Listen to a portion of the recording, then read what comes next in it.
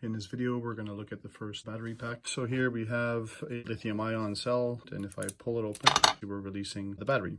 If I pull these out, you're going to recognize these things as standard clips. One of the things that's different with these clips is that you can see that there is another piece on the side. And the whole idea here is to fit this overall insert.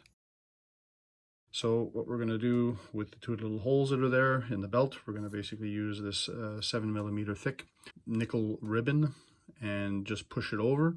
Okay, so what we want is just enough wrap around like that so that it holds still. So now we'll just do the second one. So now we've got our two contacts.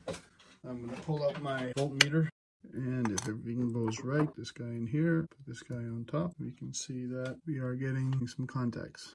And obviously we're going to be using just one of these dual connectors to connect our development board later on. So I'm just going to cut it right around where my fingers are right now. Okay, so then I have to make the red cable a bit longer. Okay, so basically now we have our two cable links, and here we can actually start our first piece of soldering. Okay, so what I'm going to do is put a drop of solder on there.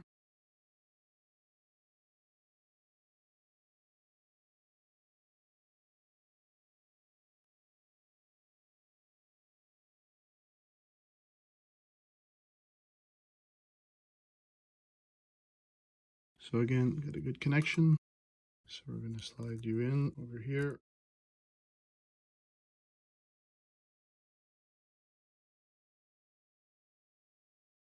Okay, so if all of this works out well, negative pull on the bottom, positive pull on top, and we have more or less a battery pack. Fantastic.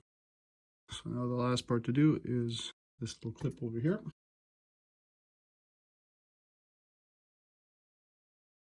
Okay, looks like we're cooking with gas. First test we're going to do is a breadboard test. Plug into the red one, and then we plug into the blue.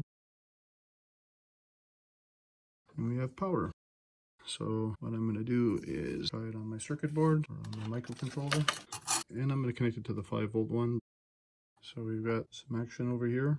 Thank you very much for your attention, and we'll catch you in the next video.